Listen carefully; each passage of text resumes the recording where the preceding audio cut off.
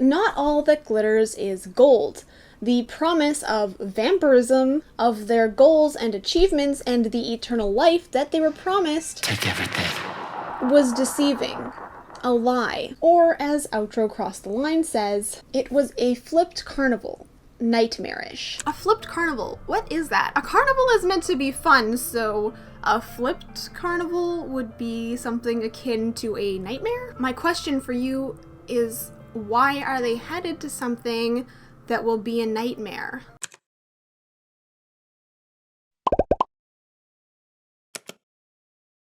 Enhypen. They debuted on November 30th, 2020, which was the date of a full moon, and each of them debuted after competing for their spot on a show called Island. The show essentially had them compete for their spot, and of course that means they got to debut and their dream came true.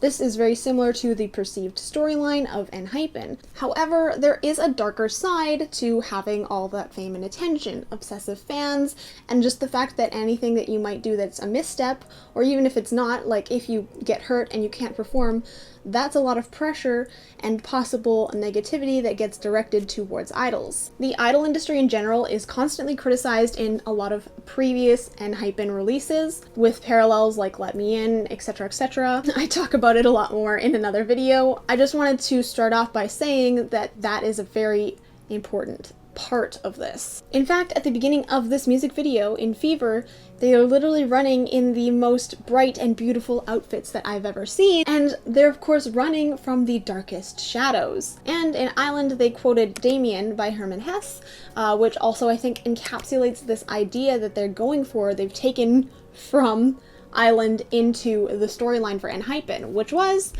the bird fights its way out of the egg. The egg is the world. Who would be born first must destroy a world. I've obviously used this quote previously to tie them into the Hype universe. The next line references Abraxas.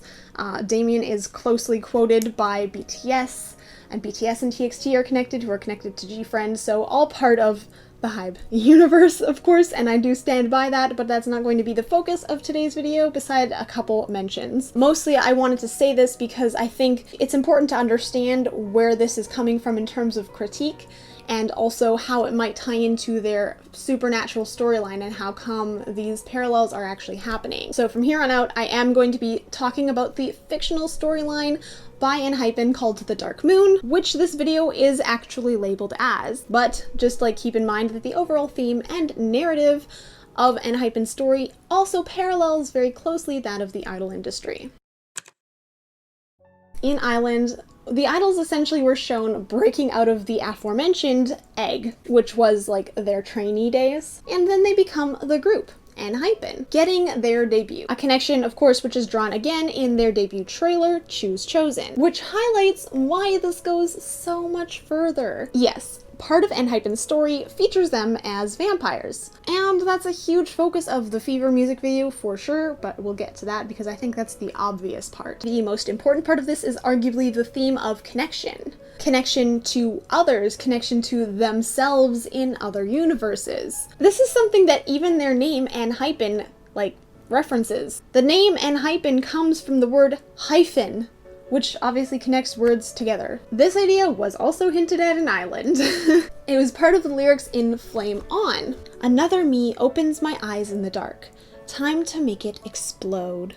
This theme was suggested in Given Taken, with certain frames featuring a crowd, which I interpreted as being multiple versions of themselves. And of course, in Let Me In, we had, literally 2 copies of Enhypen nearly interacting with each other. And we saw a worm square, which in the lyrics of Outro Wormhole quite literally said, multiple dimensions wait for us.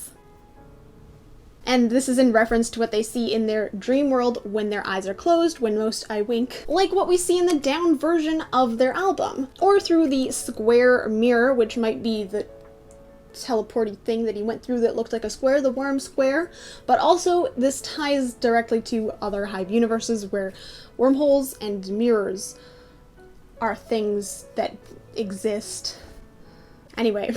Fever is probably showing us this theme as well, seeing as the whole music video seems to be between the more historical up version of the boys and a more modern version of the boys. And each of them seem to be undergoing the process of transformation into vampires. The dance even supports this, where they go from their arm up into their neck, you know, pulse points, implying to us that this is kind of what's causing their fever, since they're burning up, possibly, like I said, because of the transformation, which we've sort of seen, and also possibly because they're wanting to drink the blood.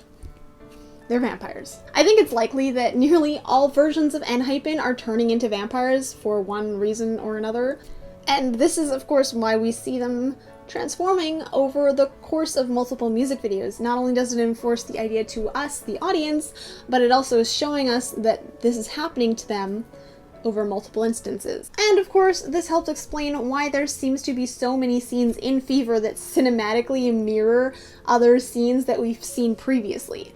Sunnu on his chair here parallels Let Me In, where he's in a box marked Fragile. And this also parallels what we saw of him in their Choose Chosen video. Hisung, lying on his bed, matches him lying in the mirror in the same Choose Chosen video, and is also something he happens to be doing in the new Given Taken Japanese debut music video. I'm sure a couple sharp-eyed engine will be able to spot others. Heck, even like the white clothes they're wearing are in the new Japanese music video, which begs to question, does this music video come directly before what's happening in the Given Taken Japanese music video? Well, that's for another video. Hopefully. Anyway, this song is about a heat, a fever, that they can't seem to avoid the cause of despite actively trying to run away from it, or actively trying to cool off. In its rawest form, it's about temptation, which once they reached for it in the form of their dreams, of their desires, like we talked about before, but also within the context of the narrative, that's of course the immortality side of things. The eternal life as a vampire. And from the intro of this album where they said, "Take everything." But now they're slowly facing the realization that this might not actually be what all of them wanted, or that they were blind to the consequences of their desires. Fever, the song itself, is actually also probably a reference to a Shakespeare sonnet, specifically sonnet 147, which literally references a fever in the title. My love is a fever longing still. In this sonnet, their love kind of like robs them from rational thought, and then leads them to the Dark Lady, who is black as hell and dark as night, just like how we see the shadows chasing Enhypen. This sonnet fits in really well with the theme of wanting, which was again mentioned back in the Choose Chosen debut trailer, where they said, "We were desperate in our desire to transform." This sonnet also comes after 146, and the intro to this album did reference that sonnet in lines like, "In selling hours of dross," and whatnot. I went over this earlier. It's not that relevant right now. Just know I'm not lying to you. But this sonnet is about, like, you know, inner qualities instead of outward appearance, which is kind of being referenced again by the up version of the Border Carnival album, where they're like wearing the masks and dressed all pretty, which again, this is the outfit that we see at the beginning of this music video. Anyways, this fever is literally shown to us by Enhypen trying to cool off in the pool. There's even a fire escape visible. You know, fire's hot. I really just needed to mention this because escape signs are my current obsession in the Hype universe. But also, they're trying to, you know, escape the flames of the fever, their passions. Okay, anyway. Couple that with the up version shots, where they seem to be doomed to be trapped forever by this darkness. And I think this is essentially, like I said, what they're going through during their transformation process. And there's a couple reasons why I think that. For example, at the beginning, they are literally running towards the light before darkness overtakes them. And vampires are creatures that literally burn up in the sun and thrive at night. Although, interestingly, the sun motif on the stained glass here kind of almost seems to be mocking them or taunting to that effect, since, like, you know, they're running from darkness. And then later in that room with the white outfits and the dance shot, it's present, like it's the same place. And this might be the only sun they see. I think this is an important location. It seems to be in multiple versions of their timeline. I assume this is the castle that is mentioned in their intro video that they go to. That would just make sense. But it does kind of also look like it could be like a church or cathedral type setting as well. Which is also ironic because aren't like crosses bad for vampires too. There's a bit of irony here, that's for sure. By the way, I have no clue what this pedestal is that you see a couple of times. I don't know what's on it, I can't tell. There's no indication, there's no clues that we've gotten in both the lyrics or in the music video or in the behind the scenes. I've watched everything, there's nothing. I don't know what it is. Sorry. If you have a theory, let me know, but not sure. Anyways, back to the sun. I do think that they could be talking about the sun in the song, because the sun, like, burns them or whatever. It's like a love-hate relationship.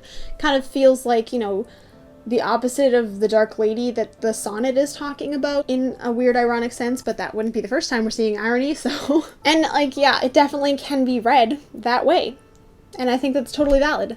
But I do think they go out of their way to show us in this music video that they're not in the sunlight. Yet they're still burning up. They're still, like, warm, they're going through a fever, which means that they are at least partly human. Since vampires are historically quite cold, mainly because they're dead, or like half dead, like they're walking the line between life and death. Life is mixed with death, you know, all that stuff. And that's kind of what makes vampires match so well with Enhypen, I think, because they do exist on that line. Conveniently, like I said, Walk the Line was their intro. So Border Day 1 showed their first day transformed into vampires, and Border Carnival actually goes back to the carnival where they were turned into vampires, like we saw in Drunk Dazed. Actually, it kind of covers, like, the carnival, their transformation, the consequences of that, and also the possible future, thanks to the outro. Honestly, this is an impressive album, I must say. It basically covers like a whole story arc. It's probably why streaming it is so fun. Anyways, there are a few things I want to highlight in this music video, so let's go and do that. As I mentioned, I don't think that this necessarily was something that they chose. We literally start out with them running away from the darkness. It's pretty easy to imagine that this smoke that's capturing them is like the physical form of the consequences that are happening because of their transformation. But this wouldn't even be the first time that we see this exact thing happening in the Hype universe before. This looks like the same thing that overtook G-Friend and turned them into witches in the fairy tale version of their story. And of course, the same thing kind of looks like the cat in TXT, specifically in The Doom's Night. That's possibly not the same thing, but if it is the same thing, all three of them kind of represent like a danger of some sort. I imagine, though, that was originally obvious from the fact that Enhypen were also running from the smoke, so at least they're not making contracts with it. But also, I wonder if this doesn't highlight the idea of the shadow as well. Specifically, the shadow as interpreted by Carl Jung. After all, when you're in a really bright light, you cast a longer shadow, which they are physically being shown as having quite a long shadow. But also the idea of vampires being like immortal and kind of revered, as suggested in the Choose Chosen video.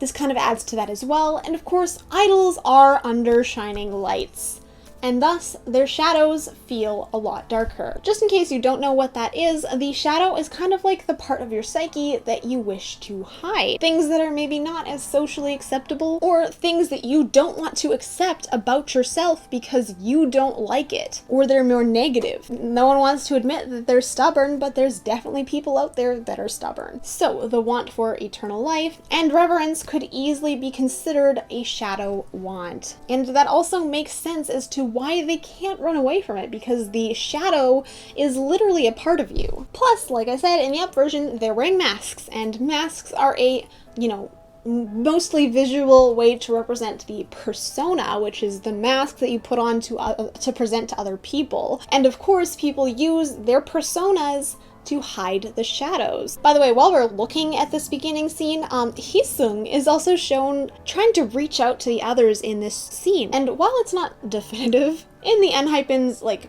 the official reaction to this music video, they kind of speculated that he was saying something like, "Run away," or I'll help you, I'll come back for you, I'll save you, keep running," like something like to that effect. They didn't seem sure, so let's just assume that they're correct, since they were actually there. Maybe on that day, he shouted several different things and they just used a take that looked really good.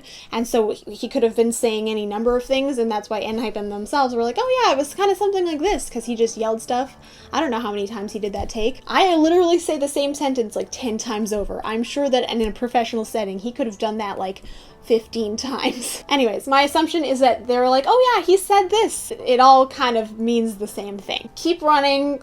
I'm gonna save you. I'm coming back for you. But now that I've talked about that for way too long, the most interesting part of this is that there happens to be 2 Heesungs, making me wonder if the Heesung at the door is different from the Heesung that we see running with the rest of the people. Like, is he actually like another version, or perhaps a future version of Heesung trying to warn them, like, hey, there's something going on here. Run, like, get out while you can. Because we do actually see the end of the music video kind of like reverse and rewind in time, so I kind of feel like it could be a future version of Heesung, or like I said, like multiple universe version, which is confirmed within their storyline. So yeah, him going back in time to try to maybe warn the others that this is a little bit darker than maybe they imagined.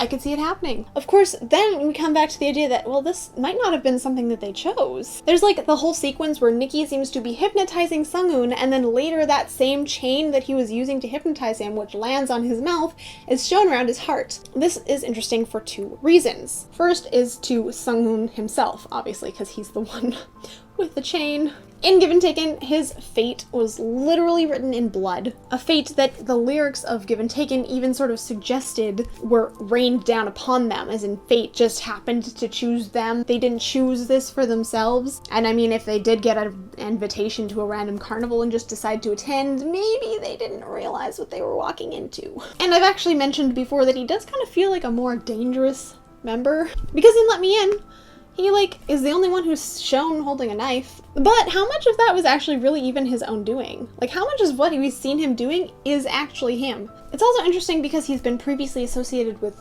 cloaks. The classic vampire hides behind the cloak thing. Mysterious. But I feel like a cloak can hide just a lot more, metaphorically speaking. It's like an extension of the mask. But then again, all of this is because he was hypnotized, right? I should mention that when you're actually hypnotizing someone, you can't make the person do anything that they wouldn't have done already. Sure, they're a little bit more relaxed and suggestible, but they have to have at least been okay with doing that to some degree. It's possible that maybe Sunghoon wasn't entirely sure this was what he wanted, but you know, it could go either way, and Nikki just kind of made the decision for him. But that's speculation. I'm not sure how realistic they're going in terms of hypnotization, but that's definitely a thing that we should keep in mind, because it was hypnotization. Why is that word so hard to say? Because it was hypnotization.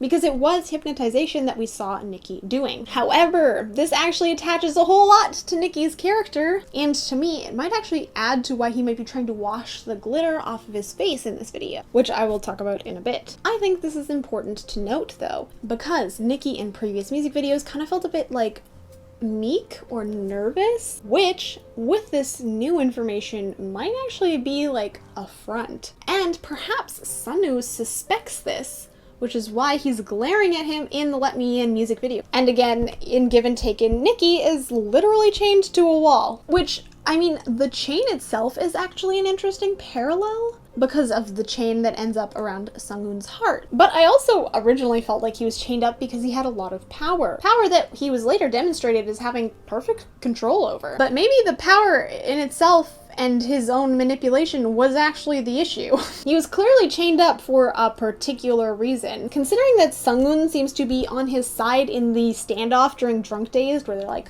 looking at each other and not the cake, I do think that there's something going on here. The other person that's on his side in that part, by the way, is Jay. And well, he doesn't really get a lot of time in this music video yet, so they're not showing us what's going on with Jay. We'll have to come back to him when we have more information. Because of the placement here, I would be ready for Jay to potentially be doing something maybe a little bit unexpected in favor of Nikki, or possibly under the influence of Nikki. But only time will tell. I'm not sure. That's just speculation. However, back to Sunghoon and his heart, Heesung is actually also shown interacting with Sunghoon and his heart. And I do think it's possible that maybe it's showing us that Heesung is passing the fever on to Sunghoon. But the interesting thing that happens here is that Sunghoon's heart is shown to be beating quite vibrantly with this fever. This fever is like keeping him alive. So whatever Hisung is doing is keeping him alive. As in, remember, not a vampire, because vampires' hearts do not beat. I actually think he's possibly returning some semblance of life to Sung-un, but maybe because of the chain, it doesn't work. If so, this might be a specific ability related to Hisung, and maybe is why he's somehow able to go back in time or through dimensions. Not exactly sure how that works, other than the fact that there must be wormholes somewhere. And at the very least, this shows that Hisung wants to help Sung-un and is possibly trying to help save him, which again, he's trying to save everyone at the beginning, so makes sense with his character. But I do think we have to pay attention to this, because the idea that you can give life to someone who's essentially dead, who's walking the line, would be a very interesting aspect to this whole thing. Because, like they said, death once dead, there's no dying then. But what happens if you are brought back to life first? To add to this idea, the lyrics of Not For Sale also reference a cold heart being warm, which might in fact be referencing the friendship of Hisung, like we see here, bringing it back. The final thing that I wanted to add to this idea that this wasn't what they all chose has to do with the first shot that we get of them lying in the pool. Everyone's eyes are covered, or hinted at just being uncovered, except for Jungwon's. And they open in succession, first with Jae and Hisung, then Nikki, Sung-un, Sunu, and then Jungwon removes his hands from Jake's eyes. An interesting part here is that Jungwon was never hinted at having his eyes covered or closed at this part at all. But instead he was the one covering Jake's eyes. I think that this tells us something important about these two specific characters. I do believe that Jungwon was the first to be turned into the vampire. That's why he's the first person who's running from the darkness that we see, even if he's not necessarily the first person captured. We consistently get his point of view. He's the first to open his eyes and look towards the light. In Give and Taken, he's the first one with the fangs. Just like little things like that. Now, Jake happens to be the first person that we ever saw drinking from Jungwon, but we know, thanks to Give and Taken, that he isn't the only one to have done so. But I do think that Jungwon already having his eyes uncovered, and generally being like, I don't know, slower to react, is actually an important story point that we might be exploring in the future. Why was it that he's specifically covering Jake's eyes? I feel like the scene is just telling us so much more than what it looks like on the surface level. I know it's like 8 seconds long, but bear with me. We know that him covering Jake's eyes doesn't mean that Jake isn't a vampire, because we get a lot of evidence that he is. He's literally the first person we see biting Jungwon. Of course, in, Drunk Dazed, it's clear everyone's vampires. It's literally their bloody birthday party. They're all there celebrating it. And in Fever as well, I think they all kind of undergo this change. I'm sure that they all get turned into vampires. In the Up version of their album, Jake's mask specifically was only covering half of his face. He's the only member to have this. Later in this video, we see that he has glitter on his face on the same side as where the mask would be covering it. The only other two people we see with glitter on their faces is Nikki, who I mentioned earlier and who I'll talk about again in a little bit, and of course Sunu. And both of them clearly have things that they want to hide. It makes me wonder if the glitter is actually showing us that they have something to hide. It's highlighting it. Not all that glitters is gold. But what could Jake possibly be hiding under his half of the mask? In the teasers for the Hype version of this album, Jake was not bathed in the blood red moonlight that everyone else was.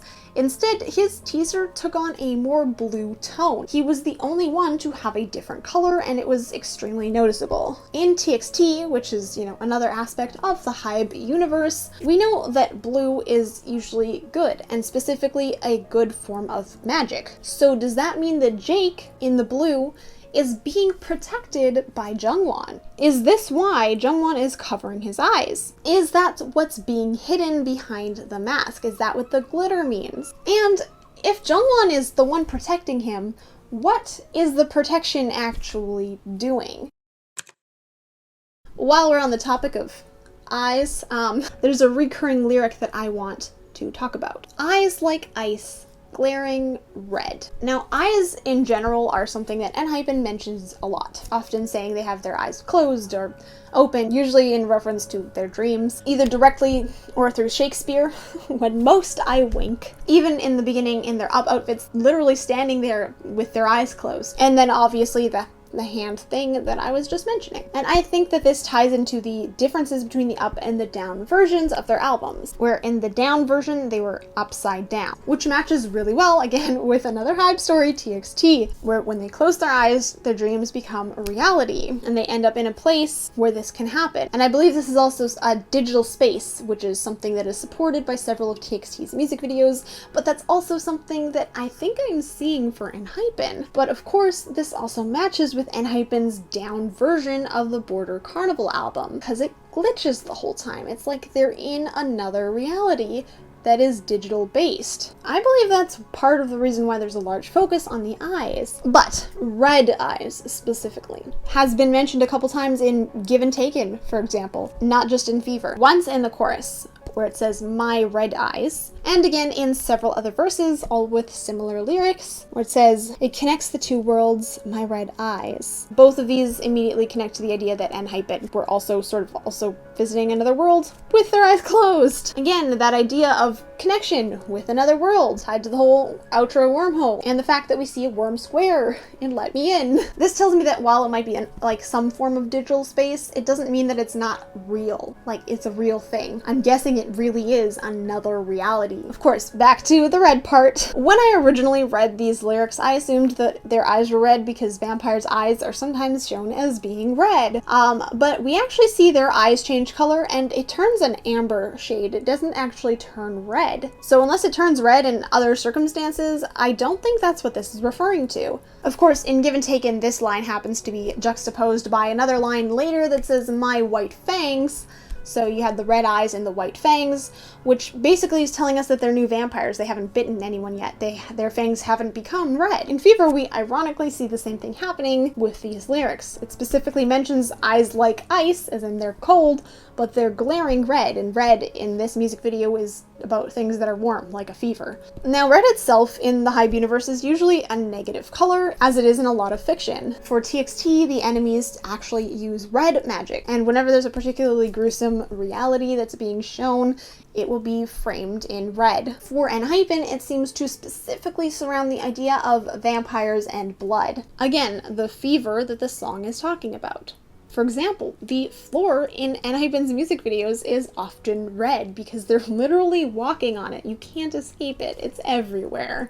You're literally walking on that path. Like in Drunk Days, the whole floor with the fountain is literally just red. The ground in their Japanese Give and Taken music video is also red. Red light is often hidden in corners of their promotional content and their music videos. And of course is very present in this music video as well. The light hanging over them when they lie in the pool is red. The lights around Heesung when he's in his room are red because it's something they can't escape. It's always present. So how does this tie into red eyes? Well, I don't think it's actually telling us that their eyes are red. The idea that their eyes are glaring red isn't because their eye color is red. I think that it's the red light that's following them reflecting in their eyes, giving us the appearance that it's red. If red represents their inevitable turn into vampires, it makes sense that while their eyes might be cold as ice because that's what vampires are, it would still be glaring red. They can't escape. Also, in Choose Chosen, we're specifically told about the blood red moonlight, followed by the line, "unquenchable thirst flares with fury," essentially telling us that, yeah, it is associated with vampires. The blood red moonlight, their vampireness, is what's causing this unquenchable thirst, their fever. Again, the dance. So, yeah, this music video is very interesting to think about. It's so subtle in its delivery, and yet I feel like it's covering a wide variety of topics and reinforcing the themes that we've already seen. Yeah, they're vampires. Yeah, they're talking about idol stuff. Yeah, we're seeing the fact that there's different timelines, possibly different universes. There's time travel, they have the time reversal. It's highlighting all of this stuff that we've sort of seen already, but showing it just in a different way, and I really appreciate that about this music video. Also, this is my favorite song on the album, so... Not only that, but some of the lyrics I didn't even mention would be like, standing in front of your throne. They literally talk about, you know, the throne. Previously we had like the Dusk version with the throne, stuff like that. I didn't talk about it, but it's in those lyrics, so it's like, this song is really good at like putting things together, and I think that's probably why they chose that as the last music video for this particular comeback. because it like wrapped everything up really nicely, I must say. Originally I was really confused about it, but the more I watch it, the more I'm like, you know what? Yes. I also like the whole indecision, please stop, don't stop, in the lyrics. I didn't even talk about that now that I think about it, but like it's in there. It's a major part of the song, and it's talking about how they're like, oh, I don't know if this is something I want or not. Anyways, I hope that you liked this video and that you found it insightful, informative. I hope that it made sense. Let me know if there's anything that you are confused about, of course. And if you did like this video, please give it a thumbs up. Let YouTube know that you liked the video. It really helps me out. And of course, make sure to subscribe with notifications turned on so that YouTube tells you every single time that I post a new video. All of my social media is linked in the description down below. And of course, I wanted to give a shout out to my patrons over on Patreon. Thank you guys so much for your support. I would not be able to do this without you. As it is, thank you guys so much for watching. Stay sunny, my friends. Bye!